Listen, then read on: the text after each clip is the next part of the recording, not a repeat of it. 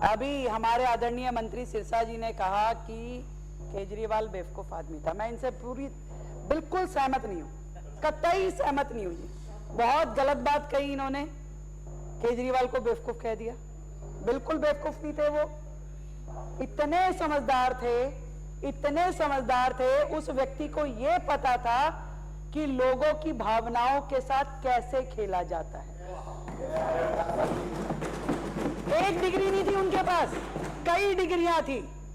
Finance की degree थी जिससे वो IRS बने, उनके पास साइकोलॉजी की डिग्री थी जिससे उन्होंने लोगों की भावनाओं को कैसे कब्जा किया जाता है, उनके साथ कैसे खेला जाता है, जनता को कैसे धोखा दिया जा सकता है। और पहले दिन से उनकी क्रियाकर्मों में वो दिखाई देता था। एक्टिंग की भी डिग्री थी, यस, ये सही कहा उन्होंने, प्रवेश जी ने, एग्री। ड्रामा कंपनी की भी डिग्री थी, झूठ बोलने का भी कोई सर्टिफिकेशन कोर्स होगा वो भी था। इतना पढ़े लिखे समझदार व्यक्ति थे वो कि उनका एक एक किया हुआ कृत्य किसी ना किसी कारण के कारण होता था। वो मफलर भी पहनते थे तो कारण था, वो 2 नंबर फालतू की शर्ट भी पहनते थे तो कारण था, वो 2 रुपए का पेन जेब में रखते थे कारण था, छोटी सी कार रखते थे कारण था, गंदी टूटी चप्पल पहनते थे तो कारण था, हर चीज का कारण था। भूखे रहते थे तो कारण था, खाते थे तो कारण था, गाते थे तो कारण था, और खांसते थे तो कारण था, खांसते थे तो कारण था। हर चीज के पीछे वो व्यक्ति इतना कैलकुलेटिव था कि क्या करने से क्या होने वाला है वो देख लेता था, वो समझ लेता था वो।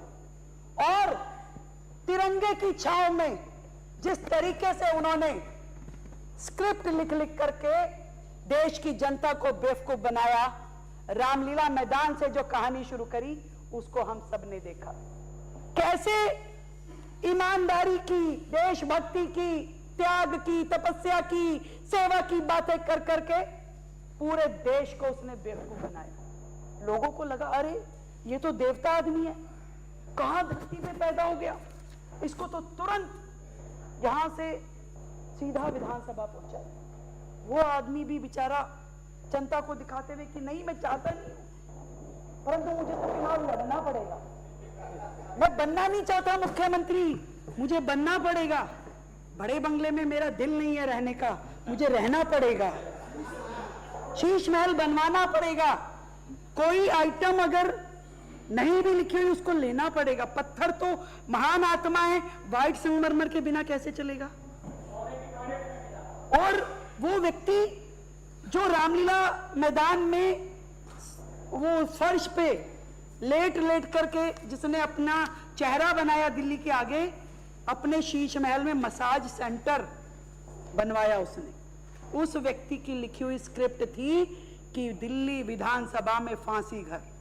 एक बात से सहमत हूं, जरूर रात को उसको सपना जरूर आया होगा, क्योंकि आइडिया जनरेशन का एक टाइम होता है। तो वो आइडिया जनरेट हुआ कि अरे ऐसा कर सकते हैं। जैसे ही उसने देखा कि भाई ये 2 पिलर हैं, ये लिफ्ट है, ऐसे इमेजिनेशन कई बार बादलों में होती है, कई बार पहाड़ों में होती है, ऐसा लगता है कुछ फिगर बन रही है, ऐसी फिगर उसके दिमाग में बनी।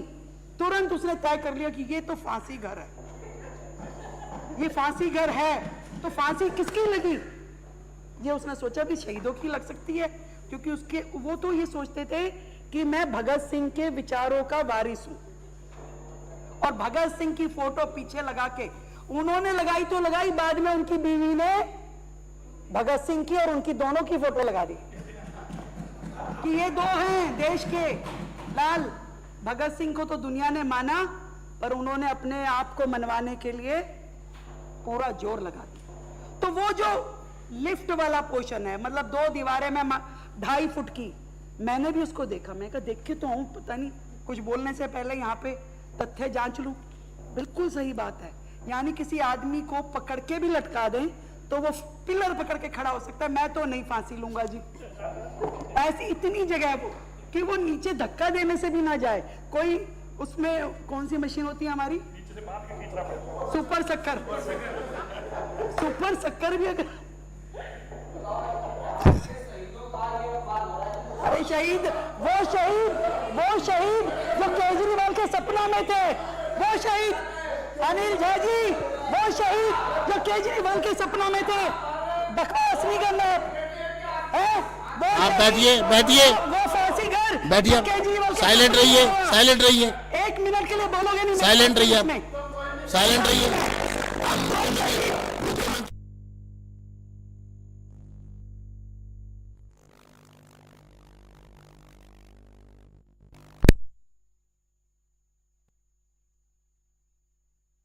था तो दिखाते, इनमें हिम्मत होती तो लाके यहाँ विधानसभा के पटल पे पेश करते। हिम्मत नहीं थी, उठ के भाग गए। उन्हें पता था कि क्या जवाब दें। मैं सिलसिलेवार तरीके से अध्यक्ष जी बताना चाहती हूँ। 1911 में ब्रिटिश सरकार ने घोषणा की कि भारत की राजधानी अब कलकत्ता नहीं दिल्ली होगी। नया सचिवालय बनाने की बात हुई, नया सचिवालय बनाने की बात हुई। बैठिए, 1912 में ये भवन, बैठिए, नहीं नहीं, 1 मिनट, बैठिए, बैठिए, बैठिए, आप बैठिए, बैठिए, बैठिए, बैठिए। जिन लोगों को नेम किया है हमने, उनकी एक सूची बना के बाहर मार्शल्स को दे दी जाए, कोई कंफ्यूजन ना रहे। जिनको नेम किया है हमने, मार्शल आउट किया है, उनकी सूची बना के दी। जो मार्शल आउट है वो पूरे दिन चलिए, मार्शल आउट है। हाँ जी, हाँ जी, शुरू करिए, शुरू करिए। ब्रिटिश सरकार ने घोषणा की कि भारत की राजधानी कलकत्ता से दिल्ली बनाई जाएगी और दिल्ली के लिए एक नया सचिवालय बने, उसकी तैयारी कर दी। 1912 में यह भवन बन के तैयार हुआ। 1913 से 1926 तक यहां पर सभी विधायी गतिविधियां हुई और इंपीरियल लेजिस्लेटिव काउंसिल यहां से शुरू हुई, जो ब्रिटिश सरकार की केंद्रीय विधायी समिति थी। इस भवन में, जैसा आपने भी बताया, गवर्नर जनरल, ब्रिटिश सचिव, चुने हुए भारतीय विधायी सदस्य सब प्रस्तावों पर चर्चा करते थे। एक ऐतिहासिक भवन जहां कानून बनाए जाते थे, एक ऐतिहासिक भवन जो इतिहास के पन्नों में दर्ज है, जिसका डिजाइन जो है ब्रिटिश सरकार की उनके डिजाइनिंग के हिसाब से बनाया गया। जिस फांसी घर की ये बात कर रहे हैं, उसके साइड में छोटी छोटी सीढ़ियां हैं, क्योंकि अंग्रेजों की आदत थी अपने लिए तो कारपेटेड बड़ी सीढ़ियां, बड़ा चैम्बर, बड़ा भवन बनाते थे, पर भारतीय जो उनकी निगाह में उनके गुलाम थे, उनके छोटे अफसर थे, उनके लिए छोटी सीढ़ियों से जाना होता था। उनको यह भी इजाजत नहीं थी कि आप वायसराय के कमरे के सामने से भी गुजर जाओ। वो सीढ़ियां उन भारतीय अफसरों के लिए थी, उन भारतीय कर्मचारियों के लिए थी जो उन सीढ़ियों में से जाके ऊपर बैठ के खाना खाते थे, और वो टिफिन सर्विस, वहीं से वो टिफिन जाता था और ऊपर जाता था। सेम एक जैसे दोनों जगह बने हैं, और ऐसा बाकी सरकारी बिल्डिंगों में भी बना है। यदि आप इसकी इंक्वायरी बिठाएंगे तो उसमें आपको पता चलेगा।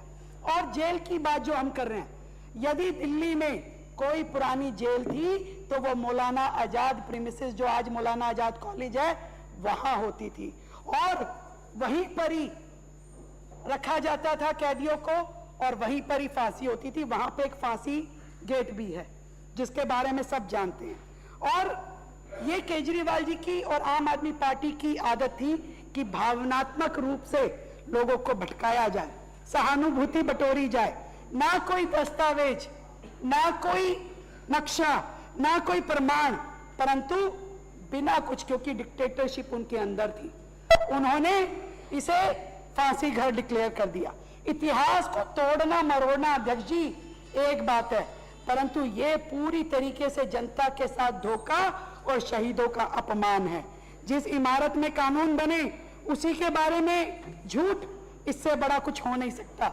संविधान की गरिमा जहां से बनती है, जहां से, जिस सदन में बैठ के हम संविधान की गरिमा की बातें करते हैं, उसी दरो दीवार पे उन्होंने झूठ लिख दिया, और पूरा ना केवल शहीदों को शर्मिंदा किया, उनकी कुर्बानी को शर्मिंदा किया, आज हम सबको उस बात पे शर्म आ रही है। झूठ बोलने की बीमारी, झूठ बोलने की बीमारी, झूठ बोलने की बीमारी उस व्यक्ति में शुरू से थी, और भावनाओं को टूल के रूप में वो इस्तेमाल करता था, टूल के रूप में। इमोशनल ड्रामा, इमोशनल ब्लैकमेल, और इतना कह करके मैं जो 1 करोड़ रुपए उन्होंने खर्च किए इसके कार्यक्रम पे, विज्ञापनों पे, वो वसूले जाने चाहिए इस आदमी के साथ में, इंक्वायरी होनी चाहिए। और साथ में ये भवन, क्योंकि आने वाले समय में 24-25 सितंबर को दिल्ली में चलिए 1 मिनट साइलेंट जी। 24-25 सितंबर को दिल्ली में आप देखिए, मैं चेतावनी दे रहा हूं, मुख्यमंत्री बोल रहे हैं, आप बैठ जाइए, उनको अपनी बात करने दीजिए। बैठ जाइए मुख्यमंत्री जी, आप अपनी बात जारी रखिए। 24-25 सितंबर को बैठिए 24-25 सितंबर को दिल्ली में ऑल इंडिया स्पीकर मीट होने वाली है, ऑल इंडिया स्पीकर कॉन्फ्रेंस होने वाली है। मैं ये चाहती हूँ कि ऑल इंडिया स्पीकर मीट होने से पहले इस झूठ की बिल्डिंग को हटाना होगा। मुख्यमंत्री देखिए, आप मुख्यमंत्री जी को बोलने दीजिए, मैं कार्रवाई करूंगा। मुख्यमंत्री जी को अपना वक्तव्य देने दीजिए, शांति रखिए। बिल्कुल, मैं खड़े होकर आपको चेतावनी दे रहा हूं, मैं कार्रवाई करूंगा। बैठिए, आप भी बैठिए। मुख्यमंत्री जी बोल रहे हैं, कोई नहीं बोलेगा बीच में, उनको अपनी बात पूरी करने दो। अध्यक्ष जी, मैं ये चाहती हूं कि 24-25 अगस्त को जो all India speaker conference Delhi में होने वाली है, देश भर के स्पीकर दिल्ली में आएंगे, इस बिल्डिंग को देखेंगे, तो ये झूठ का परिंदा, जो झूठ की पोटली यहाँ पे रखी हुई है, इसको उससे पहले हटा देना चाहिए। ये यहाँ नहीं होना चाहिए, क्योंकि हम क्या दिखाएंगे इनको? बैठिए। बिल्कुल, क्या बोलेंगे उनको? बिल्कुल हटा देना चाहिए, और बिल्कुल हटा देना चाहिए। जनता का पैसा 1 करोड़ रुपए जो इन्होंने खर्च किया, इसके ऊपर वो वसूलना चाहिए, FIR होनी चाहिए, इंक्वायरी बिठाई जानी चाहिए, और एक रुपया जनता का वसूल होना चाहिए। मेरी आपसे इल्तिजा है। बहुत बहुत धन्यवाद। माननीय सदस्यगण, मैं अब अंत में आप सबको बताना चाहता हूं कि यहाँ पर हिस्टोरियंस भी विजिटर्स गैलरी में बैठे हुए हैं। मैं चुनौती देता हूं आम आदमी पार्टी के सभी सदस्यों को, पूरी उनकी पार्टी को, वो एक हिस्टोरियन पूरे देश में, दुनिया में ऐसा लाकर बता दे जो कहे ये फांसी करता। दूसरा, अब मैं आपको नक्शा दिखा रहा हूं जो नेशनल आर्काइव से दिल्ली असेंबली को प्राप्त हुआ है, फॉर्मल और ऑफिशियल वे में। यहाँ का भवन का 1912 का नक्शा दिखाया जाए, पहले काउंसिल चैम्बर दिखाया जाए, पहले पूरा नक्शा दिखाया जाए, 5 स्क्रीन पर आना चाहिए। अब काउंसिल हॉल को बड़ा करिए, ये देखिए, ये काउंसिल हॉल पर थोड़ा फोकस करिए, हाँ इसको बड़ा करिए। मैं आपको बताना चाहता हूं, जो ये बीच में ये चैम्बर है हमारा, ये हाउस है, ये गैलरी है, आगे ये गैलरी है, ये पोर्च है, यानी कि मेरी सीट के पीछे का हिस्सा है ये। अब इसके जब अध्यक्ष की चेयर से बाहर जाते हैं तो एक तरफ स्पीकर का कमरा है लेफ्ट हैंड साइड पे, और राइट साइड पे माननीय डिप्टी स्पीकर साहब का कमरा है, जो वायसराय का कमरा था। इस पे लिखा हुआ है, हर कमरे पर टॉयलेट तक पर लिखा हुआ है कि ये टॉयलेट है, और उसमें कितनी सीट है वो भी बनाई हुई है। अब आप आइए इधर, ये जब आप MLA लॉन्च 2 से बाहर निकलते, मैं कुलवंत राणा जी कहते हैं, आपने कल भी बताया, मैं और स्पष्ट कर दूं, जब इस MLA लॉन्च 2 से बाहर निकलते हैं तो ये वरांडा है, ये 2 वरांडे हैं, ये स्पीकर के कमरे के आगे से जाता है, ये डिप्टी स्पीकर के कमरे के आगे से जा रहा है। अब लेफ्ट पे आइए, डिप्टी स्पीकर के कमरे के वाले वरांडे पे आइए, डिप्टी स्पीकर वाले अब आइए, ये टक्कर में जाकर ये टिफिन रूम पर, टिफिन रूम को फोकस करिए, ये पर रुक जाइए, टिफिन रूम को फोकस करिए, ये इस पर लिखा है टिफिन रूम और ये लिफ्ट। अब आइए इसके लेवेटरी पे आइए, लेवेटरी पे आइए नीचे, ये देखिए लेवेटरी पर लेवेटरी लिखा हुआ है और इंडियन और इंग्लिश ये भी लिखा हुआ है, कौन सी इंग्लिश होगी कौन सी इंडियन होगी। ये क्लोक रूम है, ये स्मोकिंग रूम है, आगे बढ़िए, ये राइटिंग रूम है।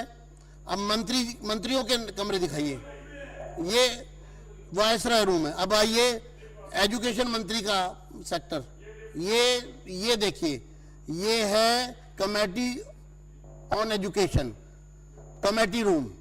फिर ये ऑनरेबल मेंबर यानी कि मेंबर एजुकेशन। फिर फाइनेंस पर आइए, जो हमारे मुख्यमंत्री जी हैं, एक मिनट, ये देखिए फाइनेंस, ये फाइनेंस का। इसी तरह अब स्पीकर की तरफ आइए, स्पीकर की तरफ आइए, एक एक चीज क्रिस्टल क्लियर है।